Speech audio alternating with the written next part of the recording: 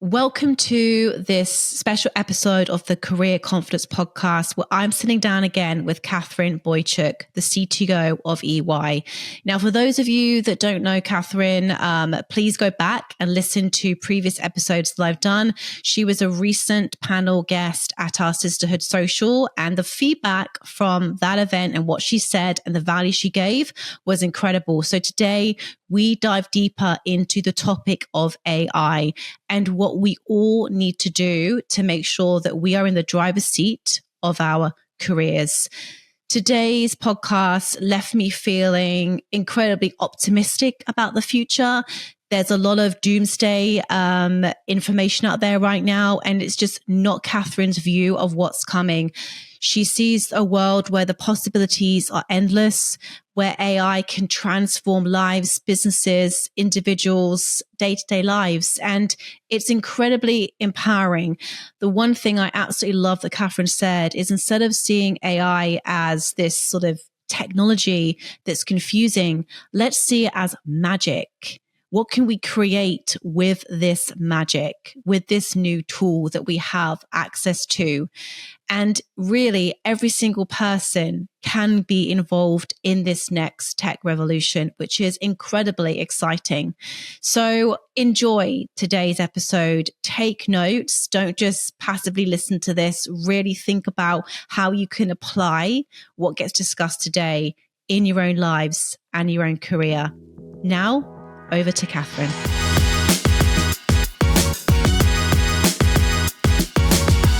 Katherine, welcome back to the Career Confidence Podcast today. I'm really excited to have this conversation. You were recently on our panel event, the Sisterhood Social, which, wow, what an event that was. For those that haven't listened to that episode yet, please go back and listen. Katherine absolutely dropped some bombshells, some hard truths for us all. So I recommend, we'll link below, you go and listen to that. But for those that haven't listened to your other podcast, the Sisterhood Social, bring us up to speed with what's going on in your world, your new role, CTO of EY. Very impressive. Talk to me about what's been happening from your end. There's never been a dull time really in technology over the last couple of decades that I've been in tech, but I was penning a piece, over the Christmas break around what are the things that we need to keep in mind in 2025. And one of the things that I wrote down was the pace is going to feel uncomfortably fast. The pace in which technology advancements are made, the pace of disruption, the pace of upskilling, the pace of innovation is going to be faster than it ever has been in human history. And so, in my role as CTO at EY, my job is to do two things. One is to give our people what they need in terms of upskilling and access to the best tools and the best alliance partnerships in the world. And two is to give our clients access to the best partnerships and the best AI capability and capacity in the world so that we can help them on their technology journeys, particularly in the age of AI.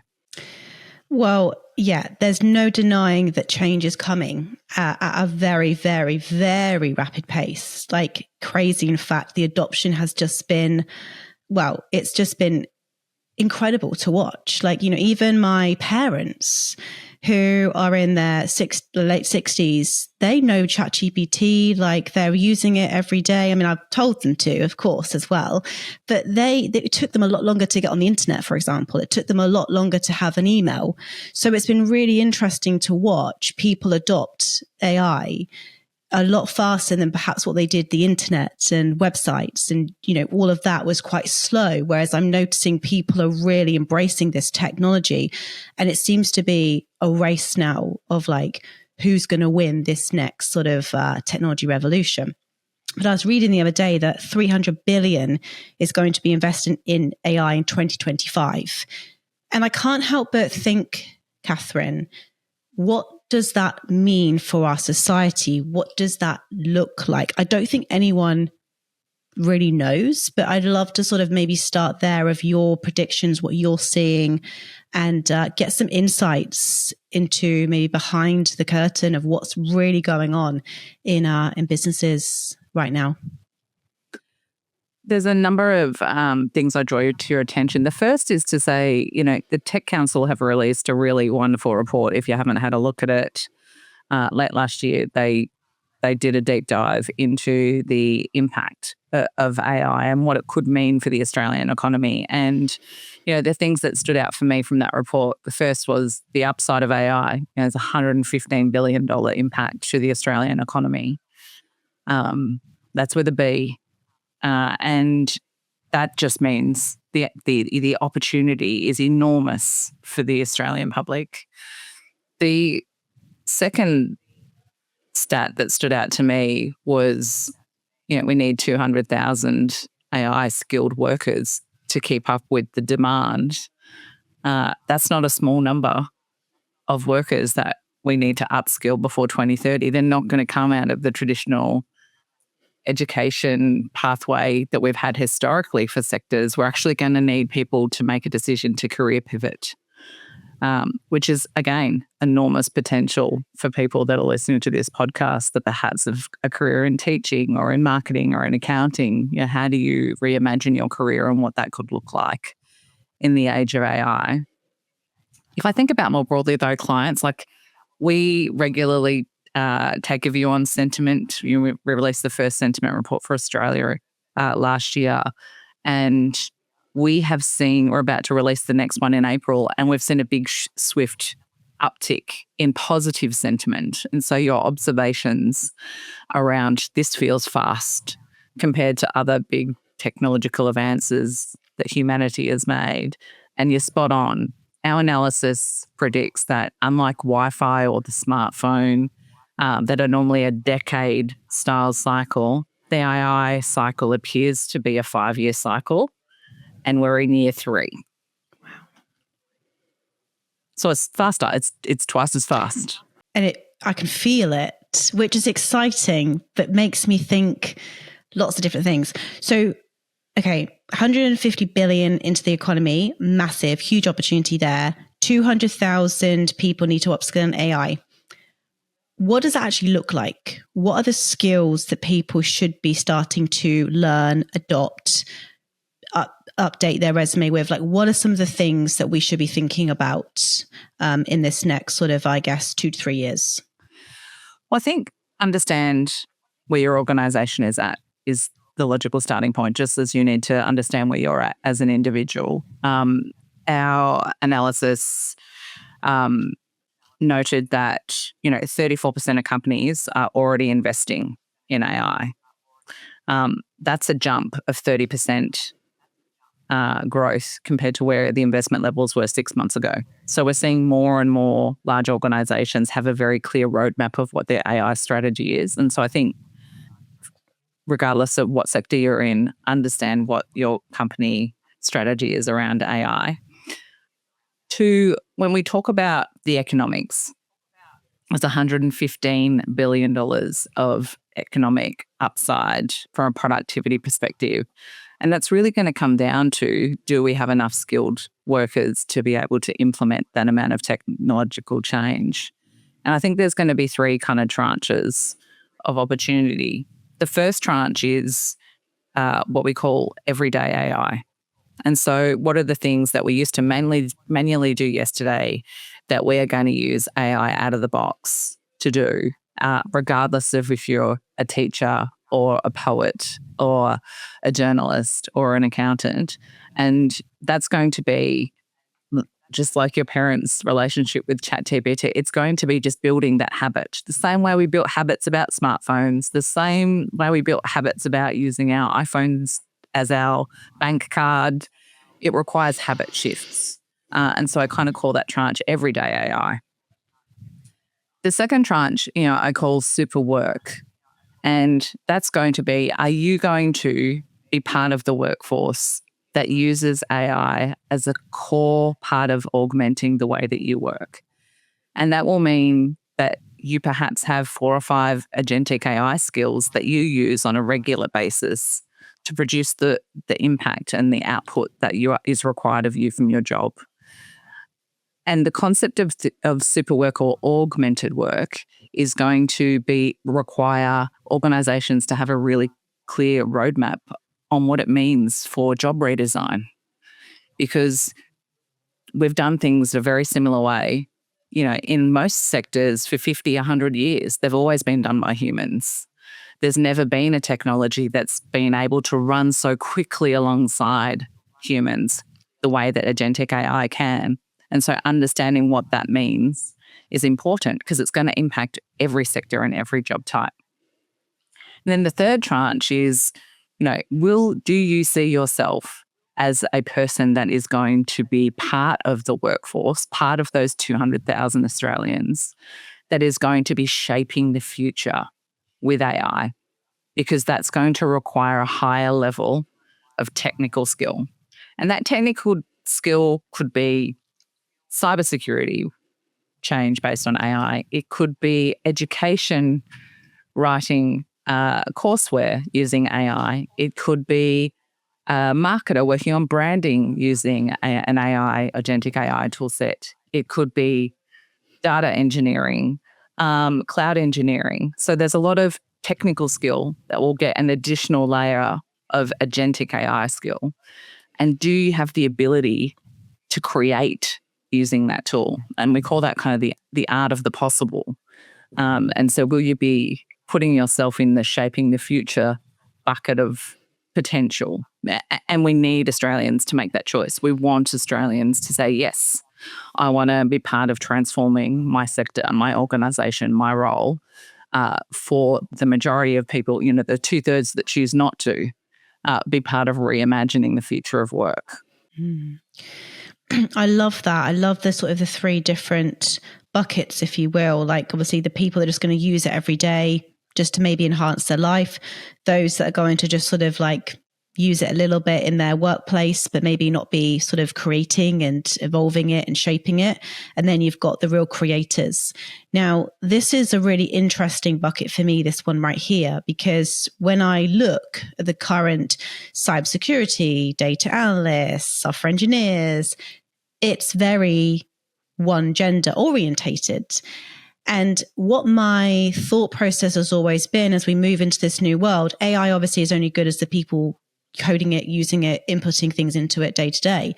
If that is just the same person in tech that we've always seen, aka white men, how is this going to be a inclusive, ethical world if we don't see a balance in gender, in different diversities?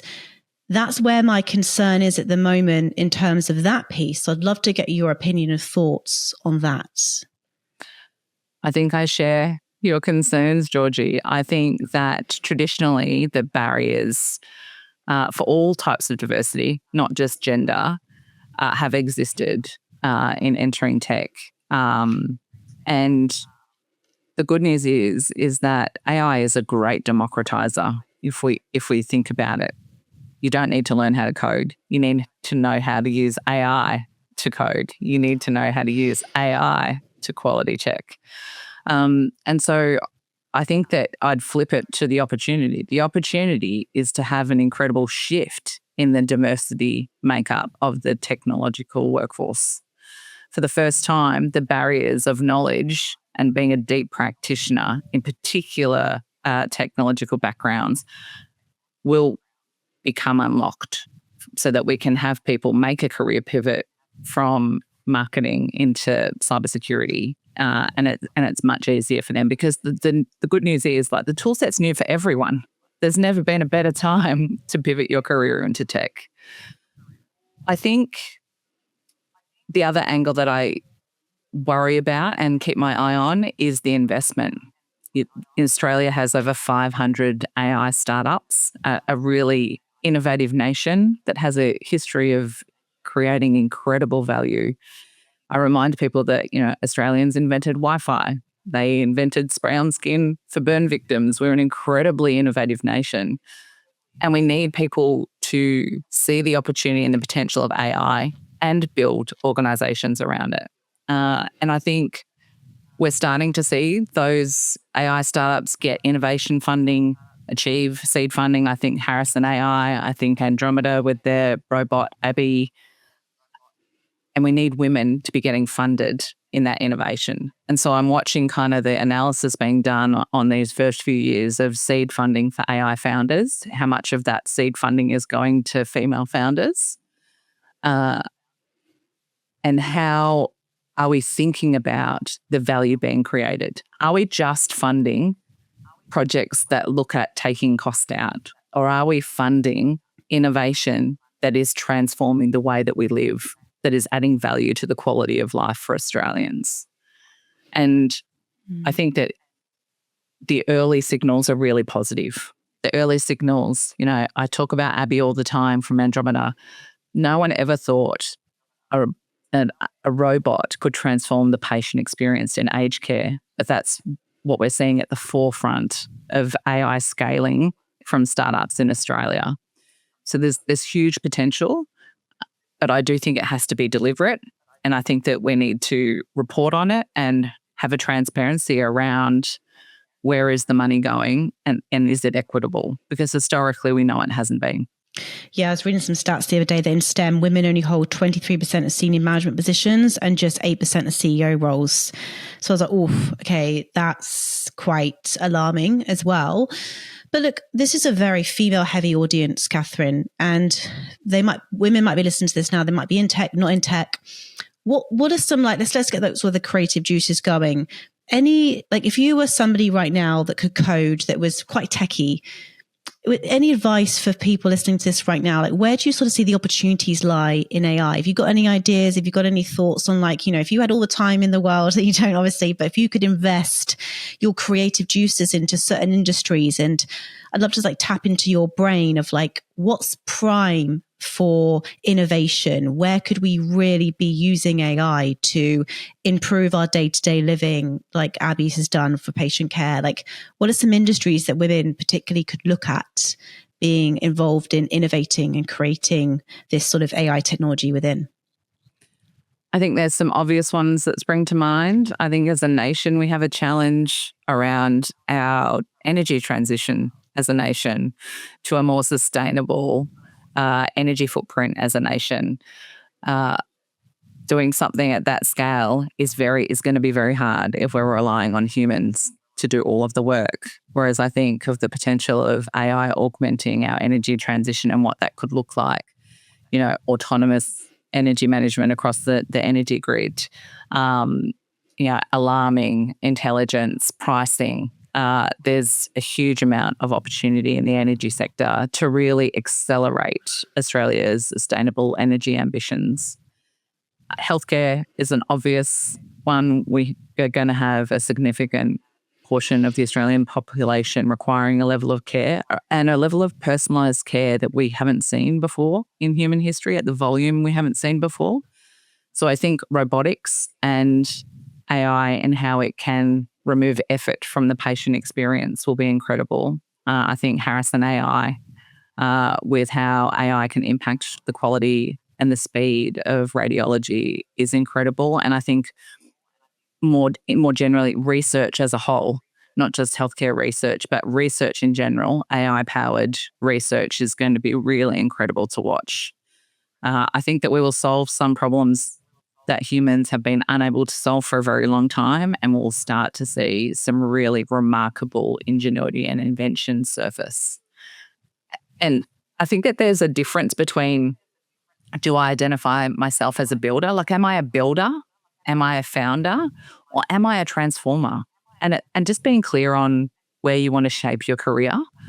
I think there's going to be a huge tranche of transformative work across every sector and everyone's jobs. And so if you're a person that can bring people along, build vision, deliver on your commitments, it's a great choice to become a transformer. There's going to be a huge pipeline of work for you to do in this country over the next decade. Yeah, it's It's so exciting. I think the opportunities are endless, and we're going to go on such a journey, and some companies are going to go off and achieve incredible things, and some companies are going to start things, fail forward, hopefully, but the innovation that's going to come is so exciting. The one thing that I do sort of concern myself with a little bit is those that perhaps are burying their heads in the sand a little bit.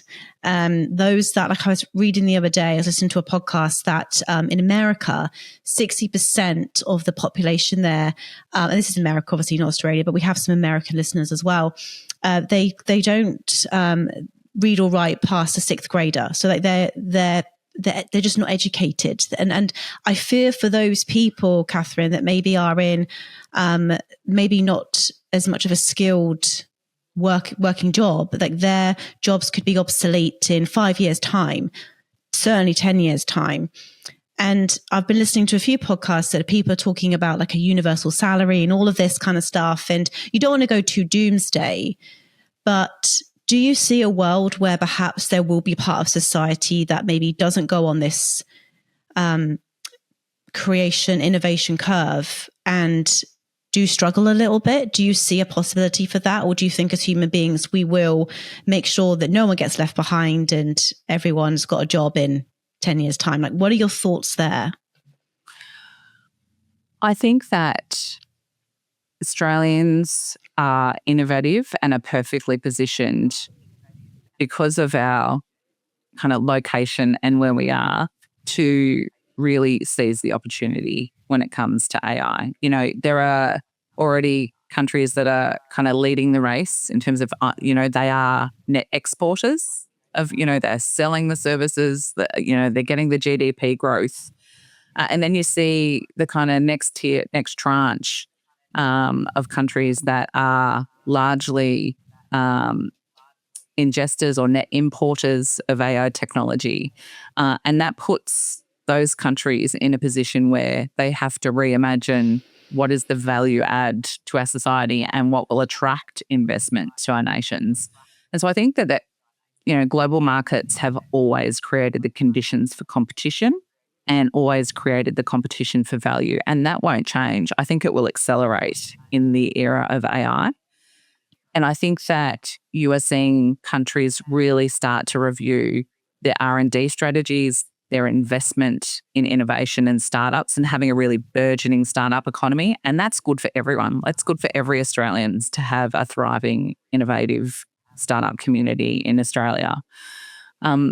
In regards to equity and inclusion, sustainable development goals, what are the risks and opportunities when it comes to the disruption that AI positions?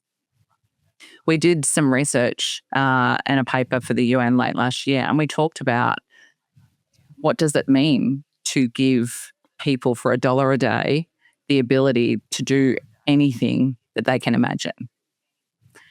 And it's actually quite remarkable. The democratizing impact of AI allows for far more participation in the economic upside. And we talk about the AI economy and how do we create a fair and equitable access to everyone to the AI economy. And it starts with skilling, which is why EY launched with Microsoft a couple of weeks ago the Global AI Skills Passport, which is free training, free education across many countries. And we've made that skills passport available. I'm sure we'll put it in the podcast notes today so that you can jump on. But that's really about saying we want anyone, regardless of where they live, who they believe is their God, what their gender is, everyone has the opportunity to participate in the AI economy. And I think that countries that focus that effort on how the majority of their population can participate, those countries will thrive. Those countries will be in a position where they are a global exporter because they are focusing on the creative upside as opposed to using it for automating and speeding things up. We've already done the same way for decades. Oh God, I just love that. So a skills passport. So literally like anyone can now go and learn AI, what's coming, upskill themselves. So I just would encourage, I'll definitely put that in the show notes below for people to go and check that out, because, you know, you can bury yourself in the sand and pretend it's not coming, or you can grab a surfboard and you can ride this wave and you could be a part of this, which is really exciting. But I have said this on the podcast before, but it's just stuck with me because I was like, wow, I didn't realize we were this at this point in AI. So I was listening to something the other day, and it's a startup. I can't remember the name, Blackbird or something, but basically they've developed this AI tool that is a phone. It sounds like you're speaking to someone on the phone. So they were sort of saying that so many businesses lose leads and customers because if you don't respond within the first couple of minutes, you can lose that lead. So this company's come up with this tool where literally you call up what you think is, you know, the customer service, and it's all AI.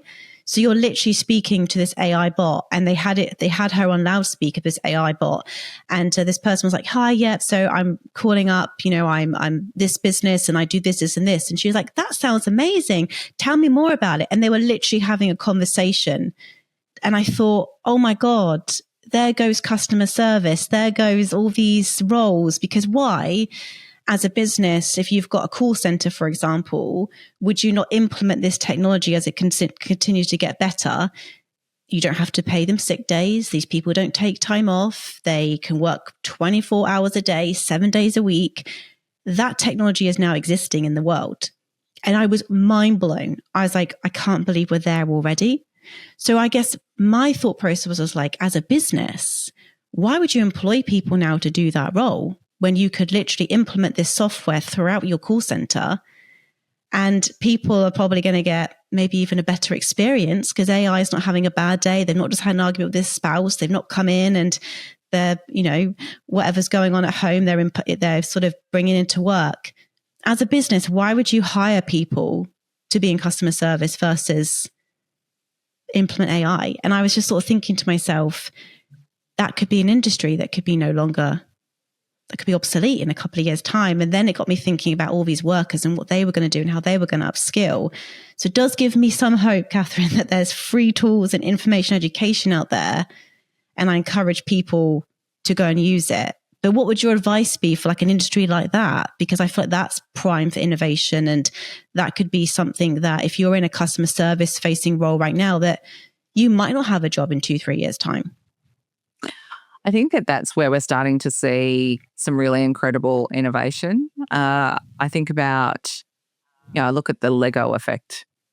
Lego used AI to transform its customer experience, and they did it with their workforce. They did it with their customer service teams. And when they said, what would you want out of an AI assistant? They said, what would it mean if we became interior designers instead of customer service agents, and we actually provided an outbound or a virtual interior design experience where people from the comfort of their homes can have jump on a call and have a personalized interior design session. And at the end of the session, they order the products that they liked from that design session. It gets shipped to the home. And so I think a lot of the potential that we have as a workforce is to, instead of focusing on what we're the let go, like what could AI do, it's the other side of the business case. It's if you free up this capacity and this resource from your service model, what would you reorientate it and point it towards to articulate your growth arc as a company? And the organizations that do that successfully will win, because it's about you've got to remember it's got to be about organizations delivering their purpose. And part of delivering on that purpose is also delivering on their commitment and value add to society. And society will vote with their wallet. Society will vote what they value is acceptable use, and they will vote with their wallet. And so the clever organizations will be looking at the upside of the business case. They won't just look at productivity. They'll look at the art of the possible, and they'll look at what's the new value that we can offer customers. And I think that we'll see experiences and services that we've never seen before. Yeah, I completely agree. And it's not just customer service roles or anything like that. It's actually software engineering roles like Salesforce saying we're not going to hire any more developers. I mean, I thought if you're in tech as a software engineer, you're good. And I read that and I was like, oh, okay, that's interesting. So it is impacting everyone. No one's, immune to this. Even in recruitment, I think about my role and how much what I do day to day is going to shift as AI does a lot of the grunt work for me, hopefully, because where it takes the time is actually sort of like initially getting the short list of candidates. And then I apply my emotional intelligence and human skills to call, to qualify, to negotiate. That's the piece that I'm obviously using my human skills for. But the actual sourcing, I could get very excited about the idea of AI doing that part for me. And then me being able to actually speak to candidates and really qualifying great talent. So every industry is going to be impacted, but you're so right. Like there's going to be a positive, hopefully knock-on effect. And hopefully we're going to really then be utilizing human beings for what they do best and really enabling them to apply even more skills that perhaps and even more untapped potential because they were too busy doing all these things that sucked up their time that AI can now do for them. So it's going to be a really interesting world. But it did fascinate me when Salesforce came out to say they're no longer going to be hiring devs. I thought, oh, that's interesting. But I don't think they went on to say what the roles are going to be like instead of. But that's where I think about, even the journey we've been on at EY. We have the largest private AI platform in the world. We have over 400,000 team members. We have an 85% adoption rate on AI and invest an incredible amount of time in upskilling and micro-credentialing our workforce so that they're really comfortable with the best tools in the world when it comes to AI. And I didn't know that there was going to be a huge demand for agentic persona writers, or how do you work on the tone and the quality of language. People that were traditionally in a role of, say, a journalist and are writing articles are now writing character personas for agentic AI. Like the creative need is still there. The pub test, like does what you're building pass the pub test with AI, is still there. And it's humans. It's humans' ability to critique. It's humans' ability to understand the nuance of what a customer wants and then shaping the experience to meet that need. That's going to be far greater and far more diversified than ever. If I think about, what does a retail experience look like with an organization that's run-of-the-mill, they will replace humans with AI and you'll get an agentic AI experience. It'll be the same for everyone. You've got that kind of next tier up where they've got a team of, customer success designers that are focused on particular personas and maintaining and managing the experience for particular segments of their customers and maintaining the quality of the relationship between agentic AI and their customer set. It creates a whole new wave of what does marketing look like and customer experience look like in the age of agentic AI. And then you'll have the top end of town that will say these tranches of customers are going to get a personal one-on-one banking experience that they've never had before because we only could certainly scale it for this tranche of our customers, but now we can scale human experience to mean this because we have agentic that can do that. And so they're going to reorientate how they differentiate their customer experience in market. And so I think that the trick is to understand the value and power of automation and orchestration, but don't miss the opportunity to reimagine and create the art of the possible, because I think that humans will vote with their wallet and they're going to buy new and personalized when they feel special, when they feel VIP. And that requires a laser-like focus on what the customer experience is. And it means putting humans in the center of your AI strategy. Your workforce and your customers must sit at the center of your AI strategy.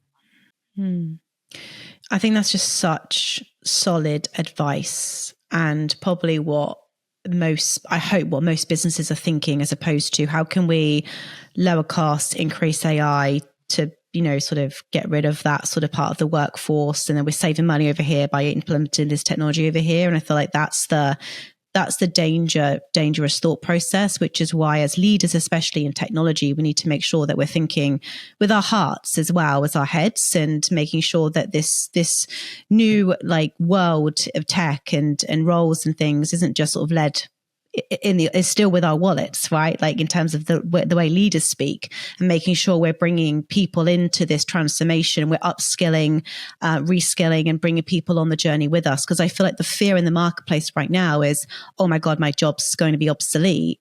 Whereas I feel like it's the job of leaders now to actually say, no, you are very much the center of this new workflow, this new AI roadmap that we're creating. We want you to be a part of this. And I feel like that message needs to be spread more and more and more, because it's very much going the other way. You go on to Twitter, X, whatever it's called now, YouTube, it's very much that jobs are going to be obsolete. It's very doomsday. Whereas I feel like we need to flip the message and actually say, this is a positive. And this is how we're going to all come together, tech and humans, and create this new world. And how exciting that we get to be a part of this. But yeah, that's not the messaging market that I'm seeing a lot of at the moment, especially not on the web or not on the internet anyway, which is very much a bit more of a doomsday from what I'm seeing. But maybe that's just my algorithm, because my brain sort of goes off on these tangents sometimes. But the other thing I was going to ask you is, you did talk to your young girl, your wonderful daughter at the event. What are you advising your young girls, your children? Because I feel like this is another parents are scratching their heads at the moment. Like, how can we prepare our children to really thrive, not just survive in this new world? What are you suggesting and coaching on? Well, the debates I have with my 14-year-old and 10-year-old are around decision making and what are the skills that they're going to need to make effective decisions, critical thought, those soft skills. And so the arguments we've been having are around things like choosing to do mathematics all the way through high school, because the foundation of AI is maths. The foundation of quantum computing is maths. You are going to have to use an uncomfortable amount of maths if you are working in the AI sector, whether it be governance, whether it be accuracy, whether it be hallucinations or bias. You're going to have to be comfortable with maths. You're going to have to be comfortable with return on investment and business casing and tracking impact and analytics. So whether they like it or not, we've kind of agreed that maths is going to play a central part of their education journey. Two, you have to be in technology. Similarly, the Australian education system allows you to opt out of technology at year 9. It's no longer like a mandatory part of the education journey. And I've said to my girls, you cannot opt out. You must do technology every single year, as well as, I have my eldest doing her AI skills passport because I want her to be micro-credentialed early. I want her to understand what is the difference between machine learning and generative AI, and what are the things that will keep you safe? What is an algorithm? All of the things that we have learned as adults over the last 2 decades and the kind of explosion of all the different digital technologies that have come out, at its very foundation, maths and decision-making form a part of it. I also think there will be an explosion of demand for psychological skills, psychology, psychiatry, market-based insights. So what makes people tick? I think that when you focus just on the machines, I think what we are going to learn is that the more and more we know, the more and more we don't know. And the things that we thought we knew are going to be proven wrong, and we're going to have to relearn and re-understand what do people want.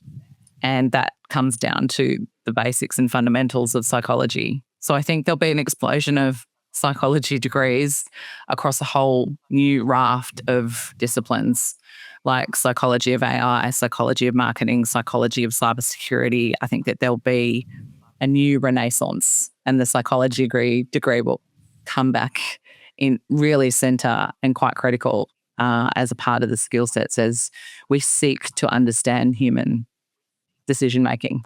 I couldn't agree more. Or we're just, we've got such severe mental health issues because we're so sort of stuck to our iPhones and our laptops, and we just need to go and see a psychologist to help us deal with all of the uncertainty and panic. But it's not going to be like that. So I'm sort of half joking there. But yeah, I think that's such solid advice, and all the parents listening to this, I'm sure, are making notes right now, because that's sort of what I would be encouraging if I was a parent right now. Because I think it's the human skills as well as the technical skills that are going to be equally as important in this next decade. So looking ahead, let's just pretend that we're 10 years into the future and we're having another conversation. Katherine, we're on the Career Comps podcast. What would you like to have seen happen? I know it's a big question, so yeah, obviously take your time, but I'd love to sort of hear your thoughts on it. If everything goes well, if everything has worked out the way you'd like it to, what does that scenario look like for you? If I think about the first decade of any mass disruption event, there's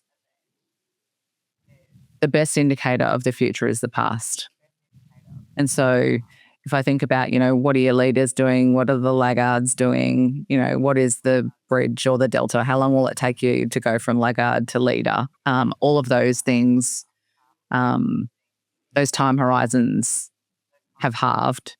So if you're in front and it took you 2 years to get in front of your competitors, it'll take half as much time for them to catch you in the era of AI. So I think relitigating how quickly things can be disrupted is going to be an uncomfortable part of this next decade, and being comfortable with the speed and velocity of change. People that are generalists are going to really thrive. I know that there's a number of pieces of research around the rise of the generalist. I think being multidisciplinarily skilled really serves people during times of disruption. I think we're going to see some countries do incredibly well at positioning their nation to be an innovative nation and a creative nation. I think putting people that put organizations and countries that put humans at the center will thrive. And I think you're starting to see announcements like, kind of like, what are the signals? The Singaporean government coming out and saying, we're going to have an education stipend for people over the age of 40 to be educated in AI so that they can be an active participant in the AI economy. But they're the sorts of signals I see from countries that have made a conscious choice to be a leader. And that means bringing people along for the journey. And so I think people that put humans at the center will thrive. And I'm just excited. If I think about all of the problems that you wish that there was a solution for, but you didn't have the skill, you didn't have the know-how.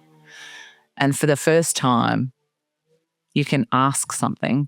You can literally, to your point, speak to something with conversational AI and get assistance and help in a faster, more cost-effective way than you ever have before. I truly think the future is going to be incredibly bright. I think that we're going to see a new creative era. I really think the renaissance of the creator is what I look forward to most. I think it's been far too long since the Renaissance period where artisans and creators and writers and artists and painters really were celebrated and a huge part of shaping the future. And I am glad that we as a species are going to go through another creative period in our history.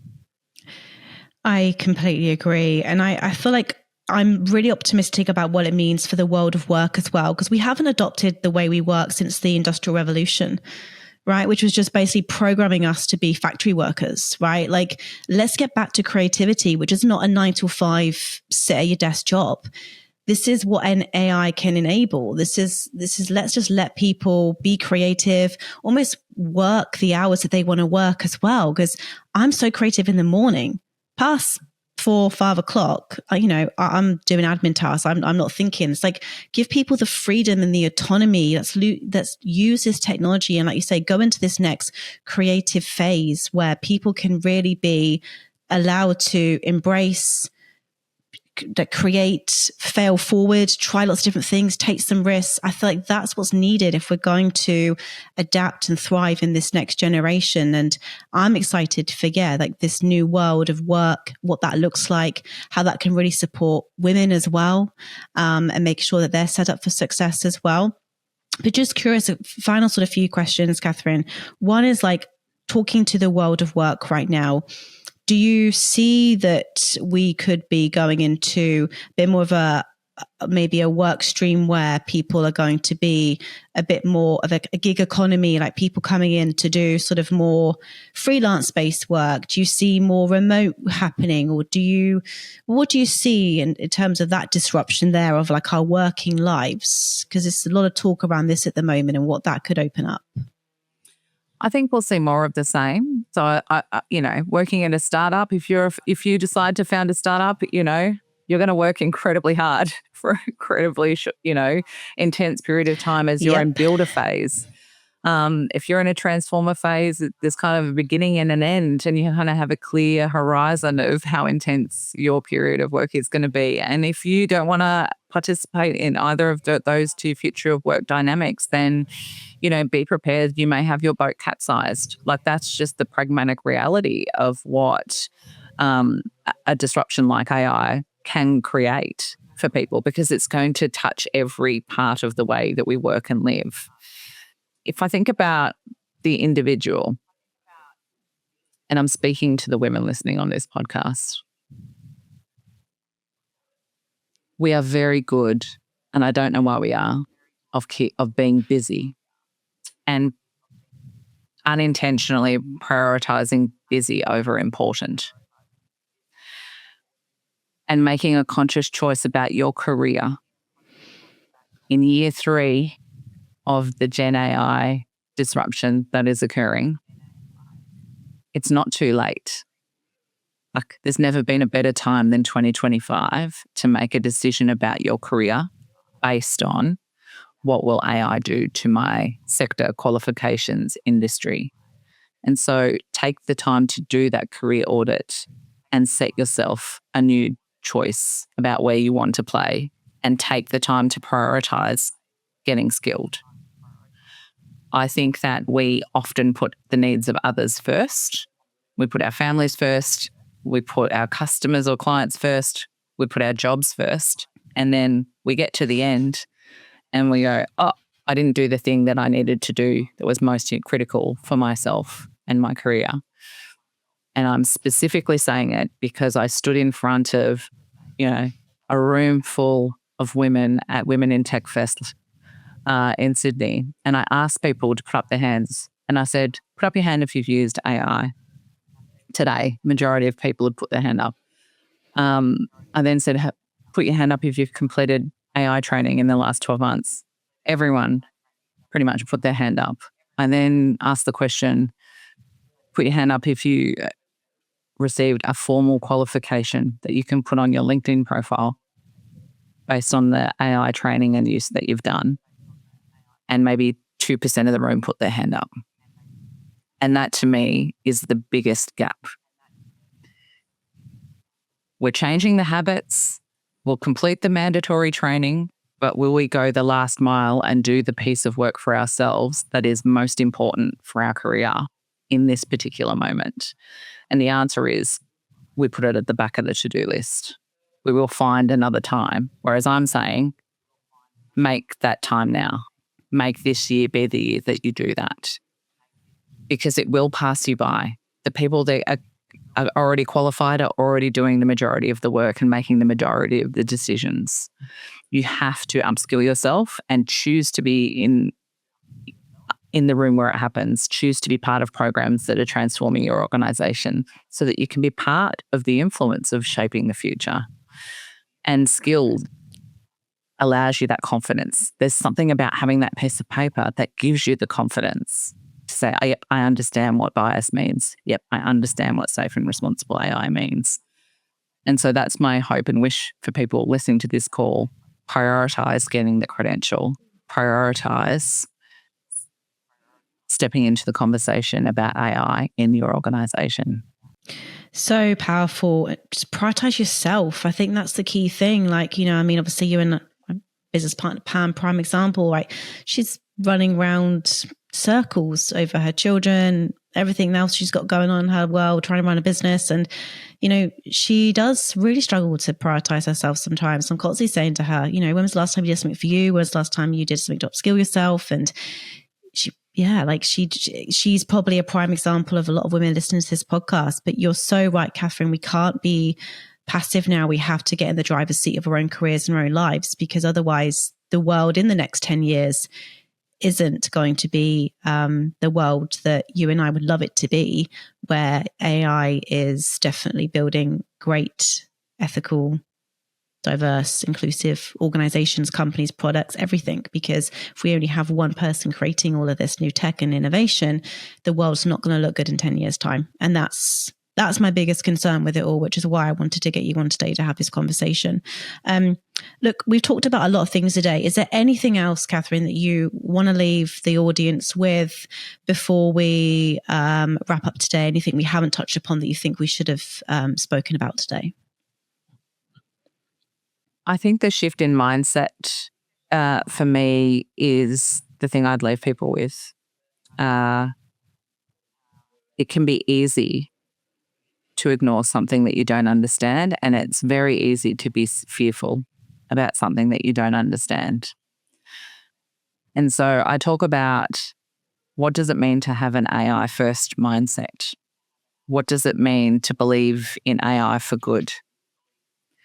And once you have that mindset, every meeting, every conversation, every task that you do, you suddenly think, could AI be doing this? Could AI be helping me do this? How would I use AI to change this, to enable me to free up my capacity to do something different? There is a mindset shift that we need a lot of people to choose to make. And it starts with choosing to see the world differently and choosing to reimagine things. And, you know, I'm struck by the power of AI. Like, when you have an interaction with AI that blows you away, it's because it feels like magic. You actually can't believe the speed in which something can be created, the problem that can be solved, the way that the conversational AI speaks back to you and feels so uncomfortably real. It feels magical when it's done really well. And so the way I think about it is, if instead of the word AI, we replaced it with the word magic, would you choose to prioritize your approach to it differently? If you said, we're giving you the opportunity to be upskilled in magic, to be able to create with magic, to be able to build businesses with magic, would you choose that for yourself? And I think that the majority of the answers would be yes. So how do you let go of the fear, the lack of knowledge, and all of the things that you naturally lean away from the words artificial intelligence?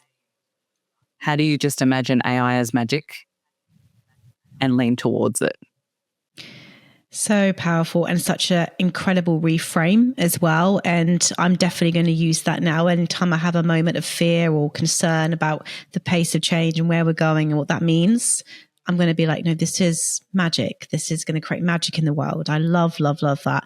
Final question. Somebody's listening to this right now. Where should they begin? Where should they start? Obviously, the free course with EY and Microsoft, the passport that you spoke about, phenomenal. We'll pop that in the show notes. Anything else that someone can do to start really getting in the driver's seat and embracing this new tech and this new magic? Yeah, use your commutes wisely. Listen to a podcast. Look up artificial intelligence podcasts. Follow your favorite chief technology officers that are, talking about how their company is transforming their strategy and the way they work using. Because I think real world stories help. We need to be talking about it and be comfortable with talking about it at a barbecue. And so follow the people that are in the driver's seat in this era and on LinkedIn. Use your commute to listen to podcasts and to do your micro-credentialing and just start. It'll be amazing how you will see the world differently. It's like when you buy a new car or you make the decision to buy a new car and then suddenly you see that car everywhere. It is the same. AI is the same. Once you choose to lean towards it, it's actually quite amazing at what surfaces for you. I completely agree. Katherine, so good as always to have you on. And for those who don't yet follow Katherine, please, we'll put the show notes to Katherine's LinkedIn profile below. And thank you so much for sharing your knowledge and your wisdom with us all. And you've definitely made me feel a sense of calm, optimism, excitement, because I feel like I can go on a bit journey sometimes if I go down the wrong rabbit hole with it. And you've definitely sort of brought me back into the optimistic AI movement, the magic that's going to come from this. So thank you. It's been an amazing conversation. Loved it. Thanks for having me.